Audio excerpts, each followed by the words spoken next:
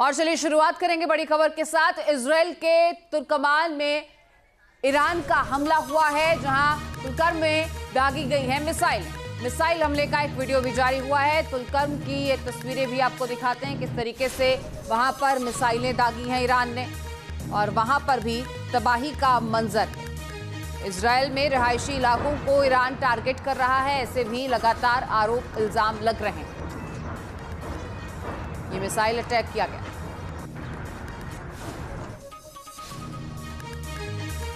Hormuz strait को लेकर Iran की नई चेतावनी। ईरान ने यूएस, इजराइल और उसके सहयोगियों को चेतावनी दी है कि हॉर्मुज की स्ट्रेटेजिक स्ट्रेट से गुजरने पर हमला किया जा सकता है, किसी भी जहाज को निशाना बनाया जा सकता है। इससे पहले भी ईरान साफ कर चुका है कि अगर इसका इस्तेमाल किया गया इस रास्ते का तो फिर अच्छा नहीं होगा। 28 फरवरी को ऑपरेशन एपिक फ्यूरी की शुरुआत हुई। 10 दिन में अमेरिका और इजराइल ने मिलकर ईरान के सैन्य ढांचे की कमर तोड़ दी। 28 तारीख से लेकर अब तक अमेरिका ने हर दिन अपनी रणनीति में बदलाव किया है। इन 10 दिनों के दौरान हर दिन अमेरिका ने दोगुनी ताकत से ईरान पर प्रहार किया, और अब अमेरिका लंबे वक्त की जंग की तैयारी के हिसाब से ही ईरान पर हमले कर रहा है। देखिए,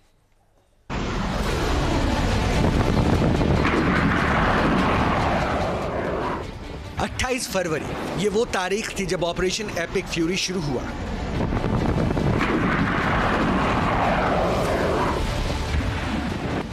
फिर दिन गुजरते गए, रात बीतती गई। ईरान के खिलाफ हर दिन दोगुनी ताकत के साथ अमेरिका मैदान में उतरा।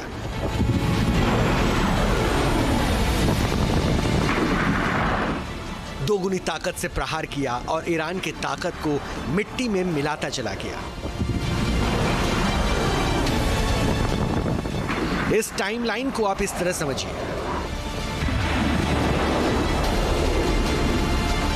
28 फरवरी ईरान पर मिसाइल अटैक।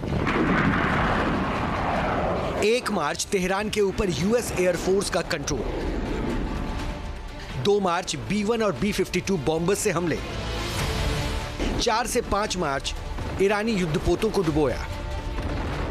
8 मार्च लुकास स्ट्राइक। 9 मार्च 50 ईरानी जहाज हुए तबाह। शुरुआती 100 घंटों के भीतर ही वॉशिंगटन ने $3.7 बिलियन के हथियार ईरान पर झोंक दिए। यह हमला इतना तेज था कि ईरान के इंटीग्रेटेड एयर डिफेंस नेटवर्क को संभलने का मौका तक नहीं मिला। पहले हफ्ते के खत्म होते होते 3000 टारगेट तबाह हो चुके थे, जो अब 10वें दिन तक आंकड़ा 5000 के पार पहुंच चुका है। अमेरिकी डिफेंस मिनिस्ट्री का दावा है कि इन 10 दिनों में अमेरिका ने ईरान की जलशक्ति को खत्म कर दिया है। 10 दिनों के अंदर अमेरिकी नौसेना ने अब तक ईरान में 50 से ज्यादा युद्धपोतों को समंदर की गहराई में दफन कर दिया। यानी ईरान की नौसेना अब केवल कागजों पर ही सिमट कर रह गई है। इन 10 दिनों में क्या क्या हुआ, प्लानिंग कैसे बनी, हमले कैसे हुए, रणनीति कैसे बनी, नुकसान क्या क्या हुआ, आंकड़ों की लंबी चौड़ी लिस्ट है। लेकिन शुरुआत उस दिन से जिस दिन अमेरिका के निशाने पर ईरान के सुप्रीम लीडर खामेनेई थे, यानी 28 फरवरी 2026। तेहरान के लीडरशिप कॉम्प्लेक्स में भीषण हमला हुआ था। यह हमला इतना बड़ा था कि इसे दशकों में सबसे बड़ा सैन्य अभियान बताया गया। रिपोर्ट्स के मुताबिक शुरुआती हमले में करीब 200 लड़ाकू विमानों ने हिस्सा लिया और 500 से अधिक ठिकानों पर बम गिराए गए।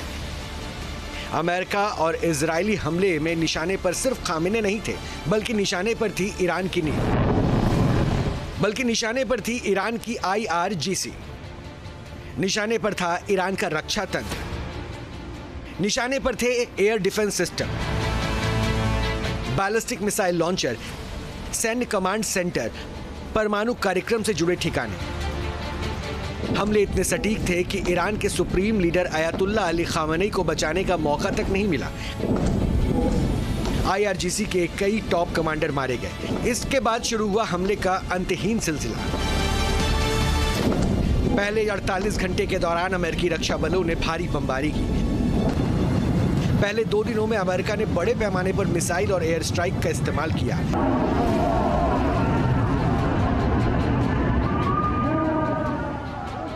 Tom hoc cruise missile, stealth fighter jet, लंबी दूरी के ड्रोन, सटीक गाइडेड बम।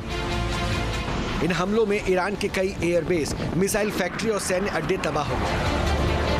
बताया जाता है कि इन हमलों के बाद ईरान की मिसाइल लॉन्चिंग क्षमता तेजी से कम होने लगी। ईरानी शासन की प्रतिक्रिया देने की क्षमता में तेजी से गिरावट आई है।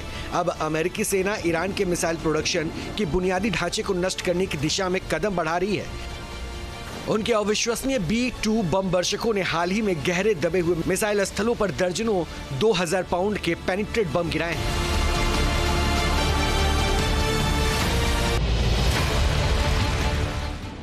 शुरुआत में अमेरिका ने स्टैंड ऑफ हथियारों का इस्तेमाल किया, यानी लंबी दूरी से दागे जाने वाले महंगे क्रूज मिसाइल। लेकिन जैसे ही इजरायली वायुसेना ने ईरान के रडार और एयर डिफेंस को अंधा किया, अमेरिका ने अपनी चाल बदल दी।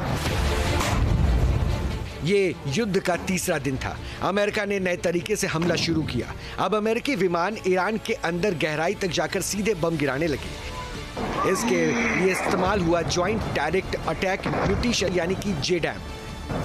JDAM साधारण बमों को GPS गाइडेड हथियार में बदल देता है। इससे 2 फायदे हुए। पहला, हमले ज्यादा सटीक हुए और दूसरा, हथियारों का खर्च कम हुआ। रिपोर्ट के मुताबिक युद्ध के पहले 100 घंटे में ही अमेरिका को करीब 3.7 अरब डॉलर खर्च करने पड़े थे।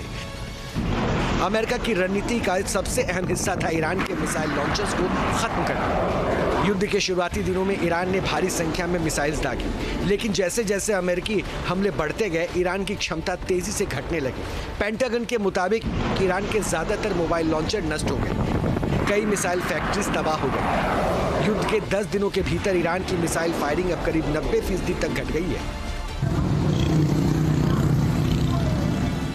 इस युद्ध में सिर्फ पारंपरिक हथियार ही नहीं बल्कि आधुनिक तकनीक भी इस्तेमाल की जा रही है। अमेरिका ने सैटेलाइट आधारित निगरानी, साइबर युद्ध और लेजर हथियार का भी इस्तेमाल किया। अमेरिकी नेवी के युद्धपोतों पर लगे हाई एनर्जी लेजर सिस्टम ने कई ईरानी ड्रोन को हवा में ही तबाह कर दिया।